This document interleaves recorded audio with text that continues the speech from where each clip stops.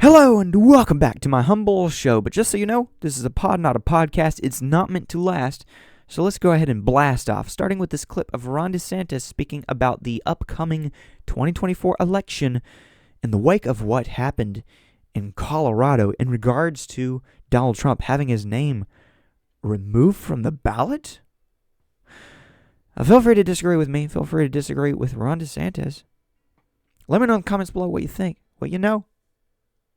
I do have a slightly extended version of this clip, which I will play in a few moments. But in the meantime, here you go, and here we go.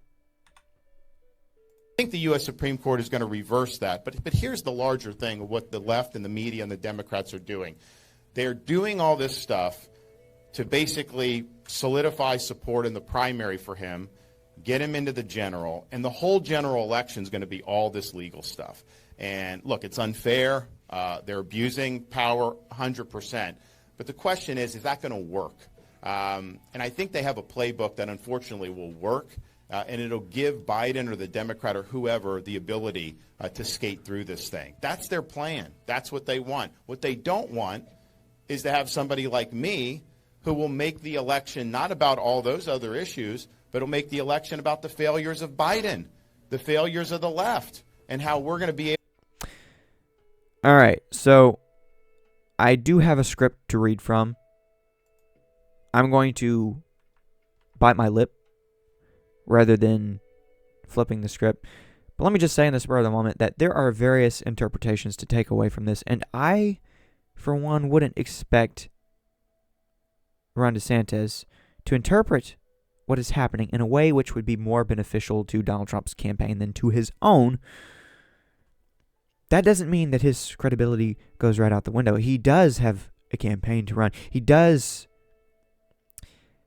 have to provide a potential backup plan, does he not? Because let's face it, if Donald Trump can be taken off a ballot, he can be thrown in jail. I'm not saying that either of those two things are going to play out in the end. We'll see what the Supreme Court has to say about all the above. But for the love of goodness, Donald Trump, he has a lot of baggage. You know, whether it's because of his own fault or the fault of the Democrats who are more than willing to attack him. Obviously, and most definitely. I would argue that Ron DeSantis is not actually the backup plan. I would argue that he is the man with the plan. He's the man with the plan. And I'm not exactly walking hand in hand with him, but I do support him. And I know that you may not. Many of you do not. And you may very well let me know in the comments below. But of course, I tell you to let me know in the comments below. So let me know in the comments below what you think, what you know. And feel free to disagree with me, as well as with Ron DeSantis. I'm just saying, I would hope that he's not some sort of surrogate for Trump. I would hope that he's his own man with his own plan. And I would argue that if any of the remaining Republican candidates are surrogates for Trump, well, that someone might very well be Vivek Ramaswamy, since he has been all over Trump's behind in the most supportive way. Although, not too long ago, he was calling Trump a loser and saying that he had great respect for Mike Pence. But I digress. That's for a different discussion. In regards to DeSantis, I'm just saying that he is entitled to his own interpretation. And if you were to ask me, I would say it could go one of various ways. Some Republicans might say, as Ron DeSantis has said, listen, Democrats are attacking Donald Trump because they want to hurt him just enough to help him, just enough to hurt him even more.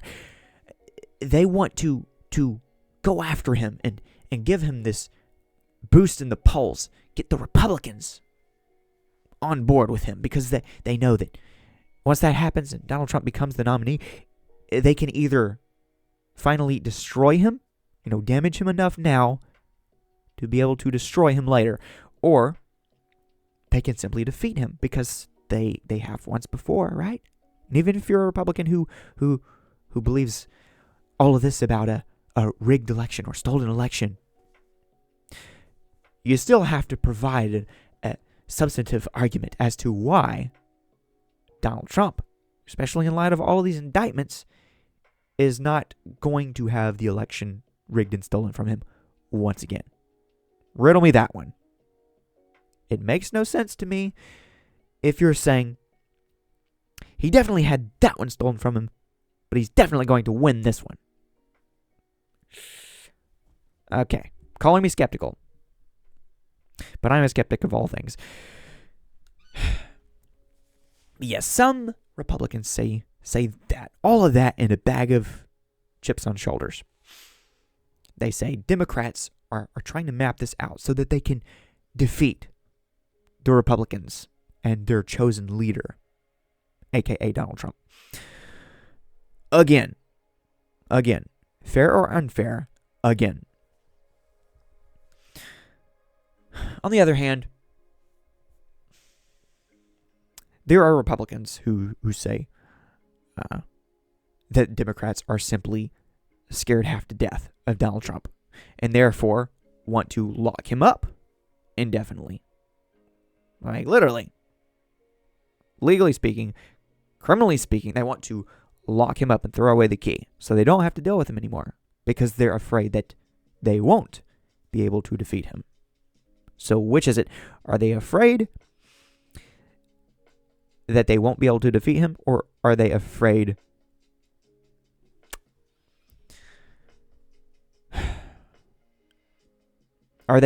that they won't be able to defeat someone else, such as Ron DeSantis? Sorry, I got a bit lost in my spur of the moment there. Back to the script. Backing up just a bit, let me show you this post from Johnny MAGA, who said, Ron DeSantis just said the decision to remove Trump from the ballot is all part of an elaborate plan to ensure he becomes the nominee. He then says you need to vote for him because the deep state won't target him like they are Trump. I've never heard something so asinine. Okay, you're twisting that just a bit. Ron DeSantis talks regularly about how the deep state, or at least the media, is going after him. I think his point would probably be that he simply refrains from making himself quite as big of a target as Donald Trump does. Donald Trump, who walks through a field of rakes, steps on every single one, and then turns to his supporters, such as Johnny MAGA, and tells them how great of a gardener he is, and leaves them oohing and awing over how well he's weeding the garden full of rakes, all of which he has stepped on, while failing to pluck any weeds or, chuck any weeds. And that's a drain the swamp reference. Someone told me earlier today, actually, that I wasn't taking into consideration that Donald Trump is no longer a rookie. He knows what he's doing now. He knows who's who. He's going to go in there and he's going to drain that swamp. And I'm thinking, well, thanks for unintentionally admitting that he failed to do it the first time around. At least you've admitted that much. You might as well switch his campaign slogan from "Make America Great Again" to "Give me another chance. Just give me another chance, please." But I don't want to be a drama queen here. I'm just trying to emphasize the various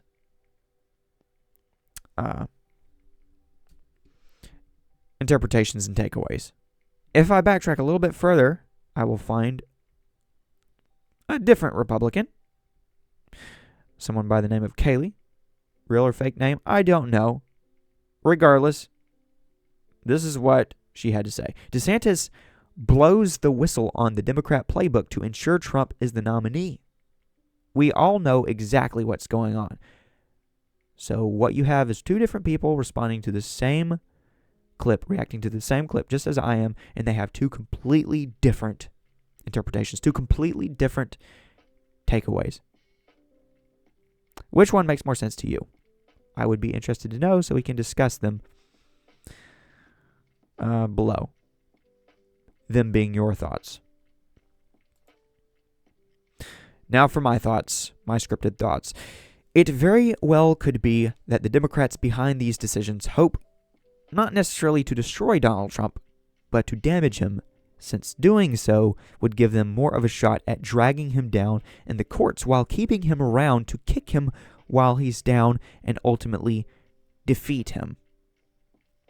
Now, assuming that all of their clever legal endeavors don't backfire on them in the end by further popularizing him to the point of presidency, it's all the more important for someone such as Ron DeSantis to stand strong and continue his campaign as the necessary replacement, rather than preparing to drop out in order to prop up the giant question mark that is Trump.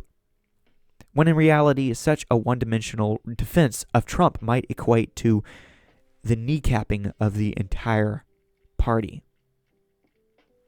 I'll reiterate, Donald Trump is no longer a giant exclamation mark in the face of the Democrats. No, he's simply a giant question mark. As well as the biggest target on every Republican's back, since he's apparently incapable of truly doing himself or anyone else any favors. Donald Trump likes to say that he is the only thing standing between the Democrats and you being his supporters. I'd say that's sloganeering. I'd say that's insulting your intelligence. In fact, I'd say that Donald Trump himself is the biggest whataboutism the Democrats have ever had. He is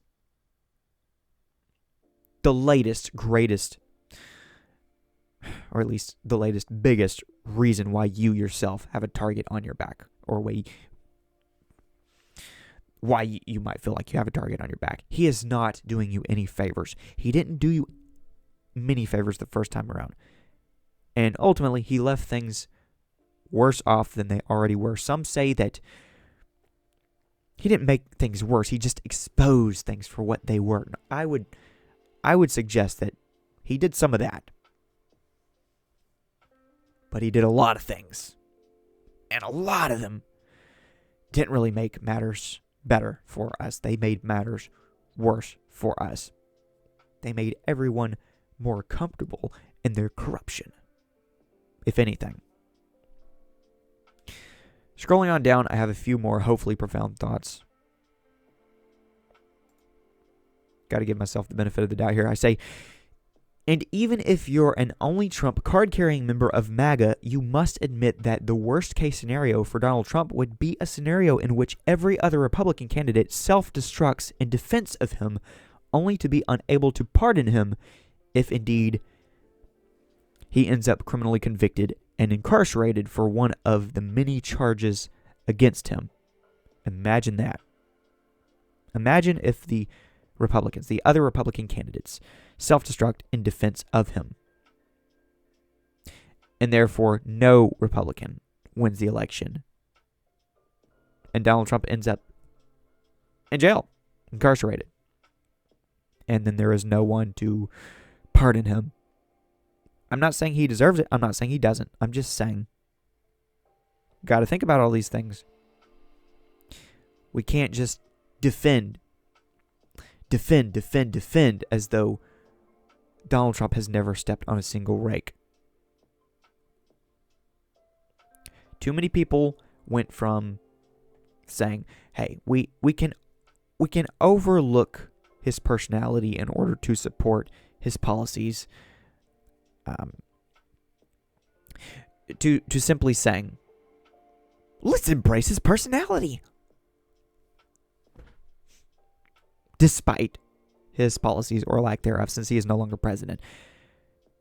In fact, he has condemned some of his own policies at this point. And those which he hasn't condemned, he is running on. Again, he's running on many of the same things he ran on the first time around. And that's not exactly profound. It's an unintentional admission, unintentional acknowledgement that he didn't accomplish everything he said he was going to accomplish. And if the argument then is that, well, he's no longer a rookie, so he knows what he's doing now. He knows who he can trust and who he cannot trust. Good luck taking another shot in the dark. Okay, so I do have a link to the extended clip here. I will play it. I say, to the Trump supporters who were demanding yesterday that Ron DeSantis issue an immediate condemnation of Colorado's conclusion, you should really refrain from demanding that people speak before they think, because it reflects poorly upon your intelligence.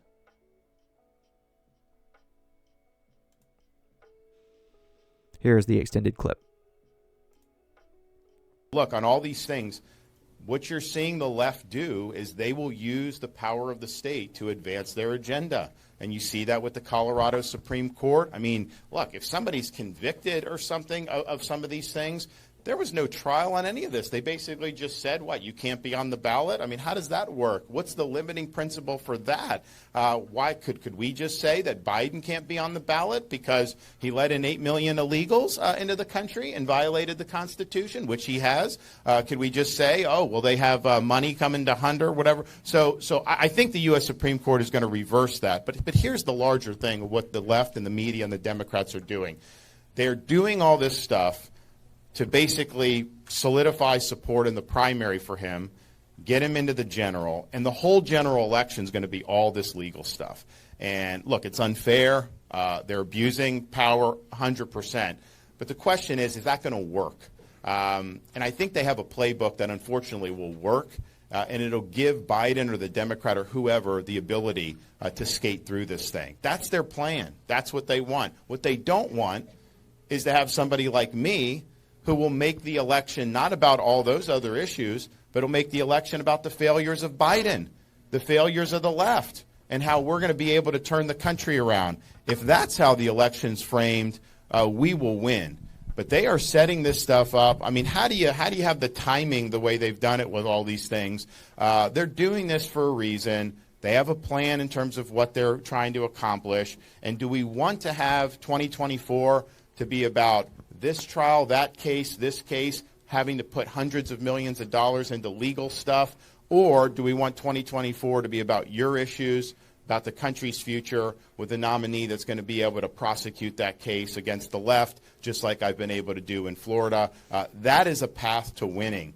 And I think they're putting us, what the media and the left are doing with all these stunts, whether it's the Colorado Supreme Court, whether it's others. And there's going to be other Supreme Courts that are going to probably try to do this too. Maybe they'll wait for the end of these trials if there's conviction. But the liberal courts are going to try to do this.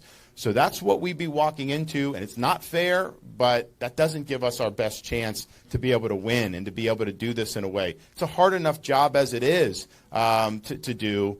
To have all the distractions. I just don't think it's going to be something that's going to be feasible. Chip? Yeah, just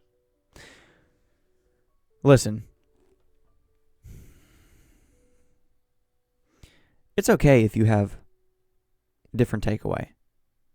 It's okay if you interpret the situation differently. Don't think that what he's saying is some wild conspiracy theory. It's not. What he's saying is perfectly reasonable.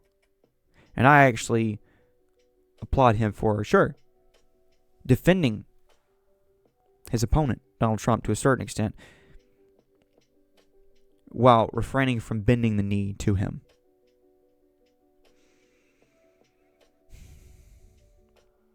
I'm not going to bend the knee to anyone. And I don't want to be pandered to.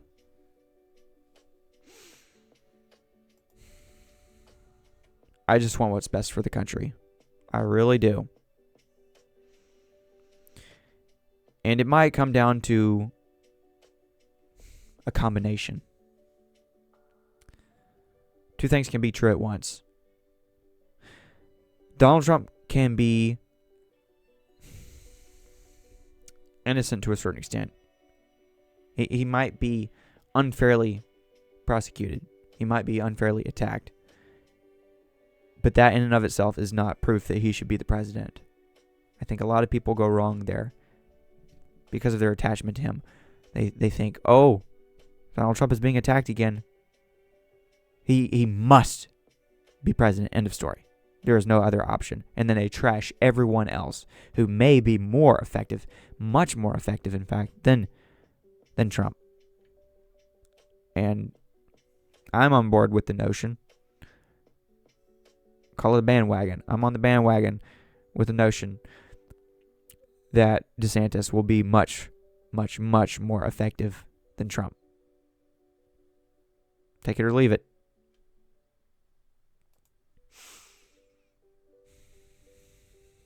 Okay, lastly, a few additional thoughts in light of California's apparent push to pull a Colorado. So this is going to spread like wildfire throughout the land.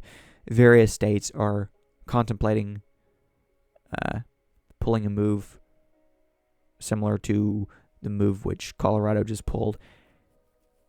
And I don't want to make this about that. There will be more news to cover in the near future. I've already gone on much longer than I intended to go on. But I say, no, Donald Trump hasn't earned your vote. Yes, you should be able to vote for him. That's that example of two things being true at once again. No, Donald Trump hasn't earned your vote, in my humble opinion. Yes, you should be able to vote for him, in my humble opinion. Defend without bending the knee. It's simple-minded to say that unfair targeting of Trump is proof that he should be elected president, but I'm always going to call it like I see it. And in this case, the Democrats are doing exactly what they've accused Republicans of doing in regards to suppression of votes. All they're doing is validifying claims of election rigging. Nevertheless, I recognize that Trump, as president, only further contributed to the corruption, which is now more apparent than ever and more prevalent than ever. No, he didn't merely expose it. He made it much worse. He just couldn't help himself, and instead, he expects everyone else to do it for him.